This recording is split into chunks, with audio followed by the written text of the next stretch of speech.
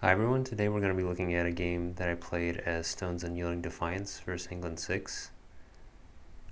Um, Stones Unyielding Defiance plays a lot around Ravages because you have this counterattack innate, and also you get to add Blight from the box based on your the number of stone element that you or earth element that you have. So turn one, I play the card. I think it's Plows Shatter on rocky ground or something. Um, just to destroy a town. That's kind of just like my first turn. Whenever I'm getting a minor power, I'm usually looking for, Earth primarily, and then the higher versions of your innate has Sun and Plant, so those are kind of the other kind of secondary elements. So here I pick Desiccating Winds. Stones Unyielding Defiance also has a good amount of Badlands built into their cards. So I'm also looking to kind of maximize Badlands. So if I see a minor power that has Badlands in it, most of the time I'll be taking that. If it has like the earth in it as well. So wetlands are ravaging. I destroyed the town from my first turn to take care of the inland wetlands, and then using my innate to add blight from the box um, instead of from the card. And I get this absorb corruption minor power as well early on, so that's another way of just controlling blight. What you're really looking out for is the special rules says that you can add blight. I think I forget exactly what it is, but it's like it has something to do with, it might be cascading. So like if the blight doesn't exceed the presence in your land, then it doesn't cascade or something like that. So you want to be making sure that whatever blight's being put into the land is equal to or less than your presence. And then you also have to pay energy to take blight from the box instead of the card. So managing your energy is also something to look out for. So already wetlands are pretty big. It has 5 buildings in there. I go for a major power, and I'm looking for stone. I see Spill Bitterness into the earth. It has, thematically, it has the spirit on it. It plays with blight and Badlands. I feel like just thematically, it's a fun card to play with. There was another one. It was a Jagged Earth. There's a new Jagged Earth major power, but it also had blight, or it had, I think, Badlands in it. But I don't think it had the Earth element.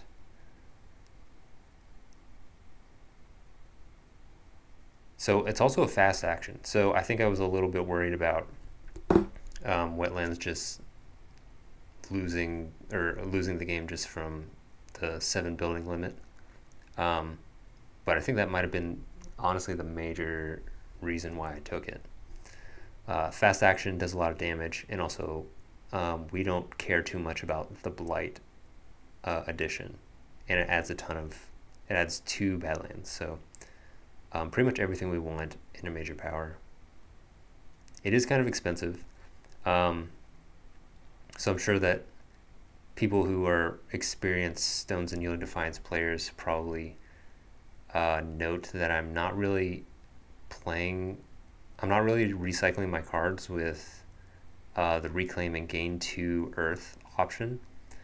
Most of the time I'm choosing more to go on either gaining more energy or just gaining more power cards, just because I like to have the option of finding a lot of the good power cards that are out there for a later game. And then the 2 stone, what it does is it adds it lets you get to the higher tiers of your innate, so you get to pay less to put blight from the box, and then um, you also counterattack more. And I might be more inclined to do that later on in the game when, like especially against England 6, my counterattacks aren't like strong enough for me to really care too much. I have this really big counterattack in Wetlands just now. So I deal 12 damage because of the amount of invaders plus the 3 Badlands. And I think we'll see when I get up on when I look at the growth tracks again, but I like to go for an earth element on the bottom, I think on turn 3, I think. It just, the way that the growths are organized, I think it just helps me hit the 3 elemental threshold on like a turn earlier. Like if I just went up on the top track, I think it's just less comfortable for the way I like to play it. So that's the reason I do that. So right now mountains are ravaging, or I guess this is slow actions. So mountains are ravaging next turn. I picked up Call to Ferocity, I think just because it has the earth element. I think there is some kind of Dahan synergy because you have Stubborn Solidity,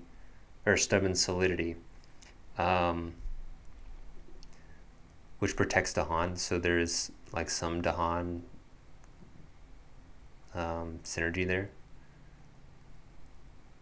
I'm not too worried about mountains this turn just because there's no blind them. I have a presence in each land, so regardless of what happens, I mean, worst case scenario is I just add blight from the box, but I do have a lot of energy, so I'm playing Spill Bitterness into the earth. That's my big major power.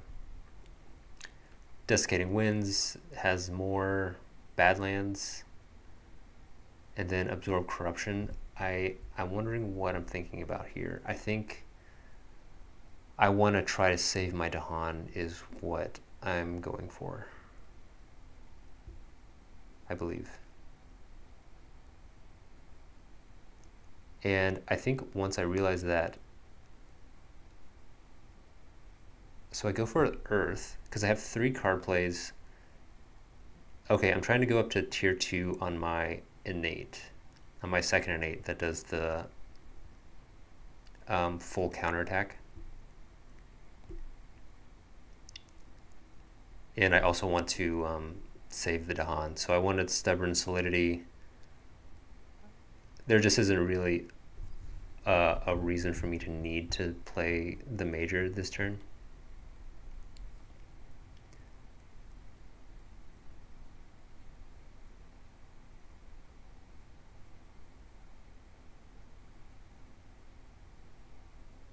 Sands are coming up next turn. Decent counterattack.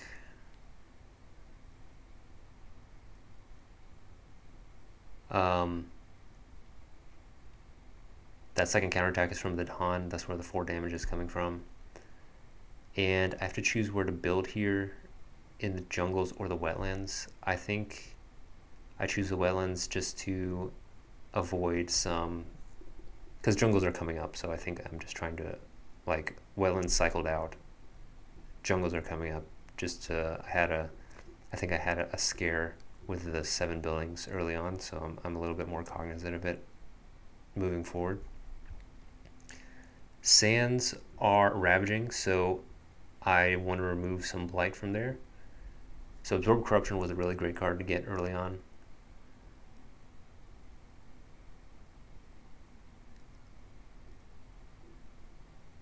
I pick Sucking Ooze here. It's 0 cost. It has water and earth. So something to note later in the game. I don't know if I was really paying attention to it now, but Spill Bitterness into the Earth needs fire and water for it, like to threshold it. So I think Sucking Ooze is pretty good. Um, 0 cost. It has water and earth. It has some fear. And has an isolate. I feel like I need to get better just as a player of like playing around isolate. One nice thing about the major power is that it just adds badlands like everywhere. So like the downside of adding a blight, I think would be a much bigger deal for maybe other spirits. I had the option of moving a town. So something that happens, I mean, when you put a ton of badlands into somewhere is that you tend to destroy everything in those badlands. So I think something that I also might have been a little bit hasty is like killing everything immediately. Like if you're setting up these kill zones of like tons of badlands in a land, and as England, since they build up so much, you want to be kind of, this is something that maybe like Ocean's Hungry Grasp also deals with, is like you don't want to be killing everything on the coast because then nothing builds. So same thing here, like if you kill everything in those badlands, like huge badlands areas, then suddenly your attacks just aren't as effective in the other lands. So I had a nice ability just to deal 1 damage and finish off that city. So I am in a predicament here because I haven't really been paying attention to jungle too much. And the corner jungle doesn't have any presence in it and already has a blight. So maybe with some more foresight I could have played around that, but I'm realizing that I'm gonna have a cascade. So I go for a major power here instead of reclaiming because I know that I don't have anything. Well, I guess the biggest reason is because your second and third growth options are the only way to get, well, your reclaim gets you presence into lands that already have your presence or mountains, and so I need to get into jungles. So I kind of do a Hail Mary, try to find a card that can potentially maybe a defend or like something like skip a turn. There's that I forget what it's called, but there's that fear card that like just skips turns, maybe something like that. But also options, unfortunately, I've played around Storm Swath actually a good amount, just kind of figuring out the new spirits in the Jagged Earth expansion. And I think I was also thinking about here, it has the fire and water threshold. So like if I can get a good amount of fire and water, I could threshold both my innates. So I mean, it's good to kind of find major powers. I mean, if you're getting more than one major power, find some that have similar elements for their thresholds. Yeah, I'm wondering here if I use Sucking Ooze on the jungles. I think the Isolate prevents a cascade. I could be wrong, but maybe that was the play here, is just play Sucking Ooze and then isolate the jungle. But I'm trying to figure out what to do here. I don't think the major power saves the jungle. So I'm just trying to figure out like how to save this jungle. And I kind of just hope that the fear card bails me out somehow. So, or the event.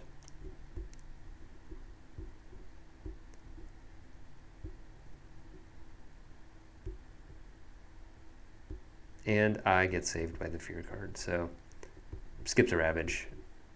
Having Dahan is good. Saving your Dahan friends is good. All right, so Stormswath, you kind of get to, I think it's deal one damage to each invader, and this works really well because I have a ton of Badlands everywhere. So is able to wipe out 2 lands, and we're in stage 3 now, so it's like the stage 3 invader cards. So things are starting to get a little bit dicey. I'm trying to build up some more lands with Badlands. Mountains are coming up 2 times in a row. All right, so I can reclaim.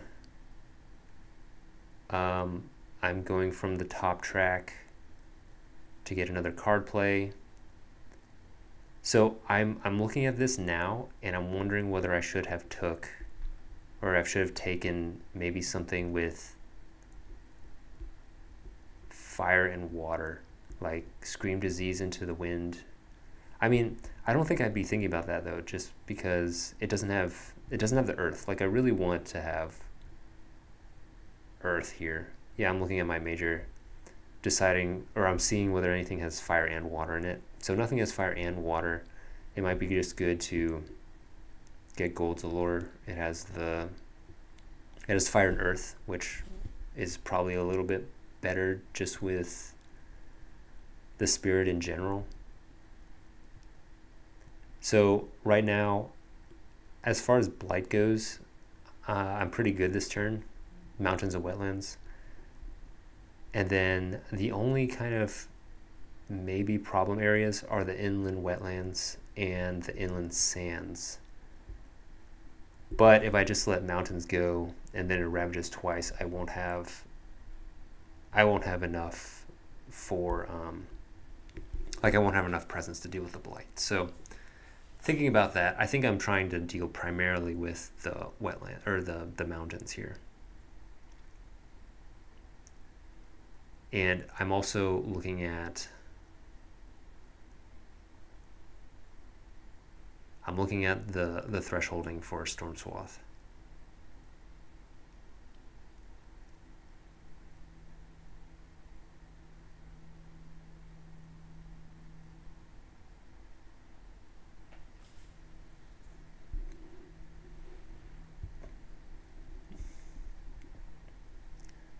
But I think what I end up going for is getting up to my tier 3s of both of my innates.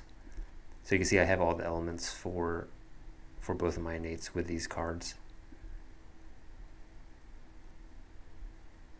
I don't think it matters where I put Sucking Ooze.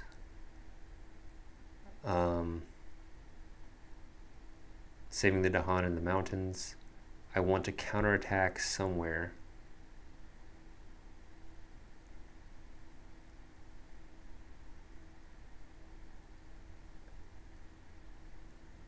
Oh, I think with the highest version you get to pick 2 lands to counterattack.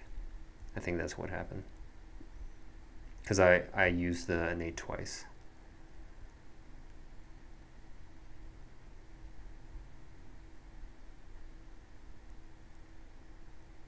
Okay, so I get 4 damage from the Dahan, and then I get 7 damage from the counterattack from the innate.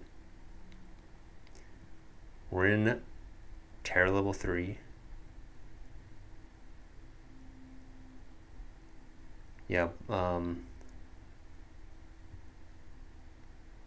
another counterattack there from your innate. And then what's coming up? Sands and mountains.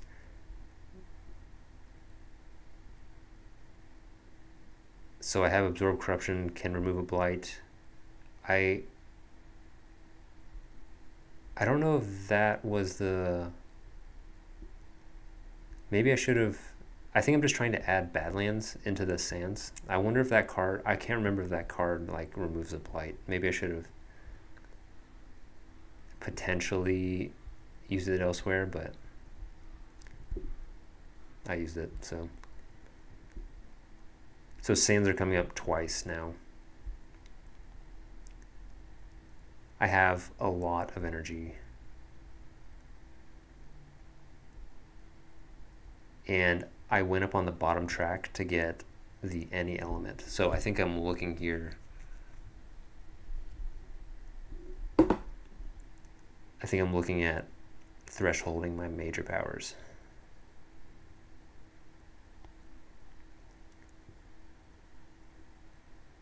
Yeah, I think that's what I'm doing.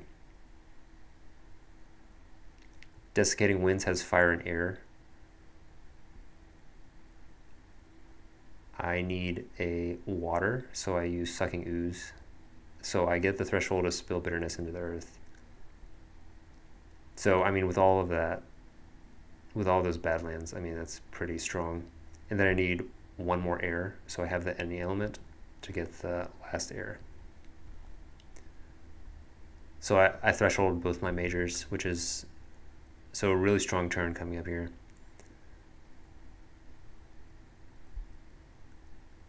And counterattacking in the Inland Sands, I think that has the most invaders in it. And then I need to decide where to put this major power. Ideally, I would put it into the jungle, but I don't have enough presence there to prevent a cascade from the blight.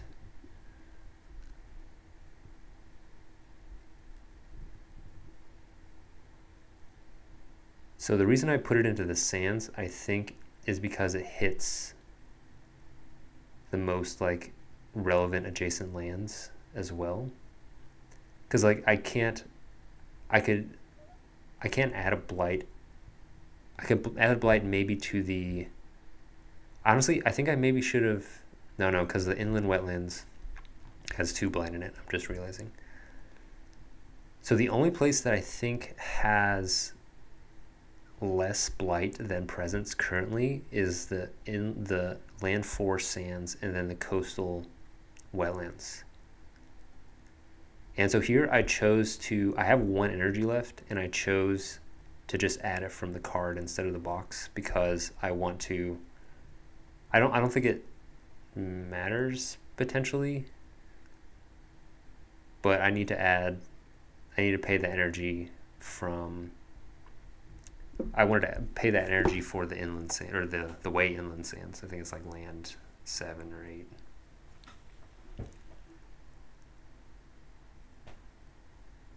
And then I have to choose where to put these Badlands. So put a Badland in the jungle, wetlands, and then probably mountains. I get to choose 3 of them. And then I deal 1 damage to each invader in 3 adjacent lands, I think. Yeah, 3 adjacent lands.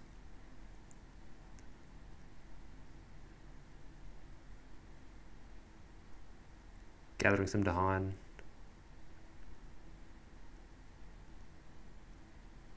There's that city that has 1 health left, so it'd be nice if I could do something with that.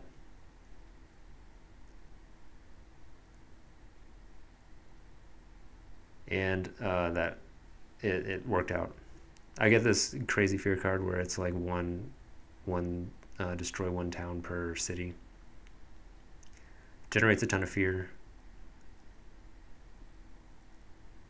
And then Ravage, I counterattack for 8. And that reveals the victory condition. So, didn't get to use Stormswath, but a good game. Thanks for watching.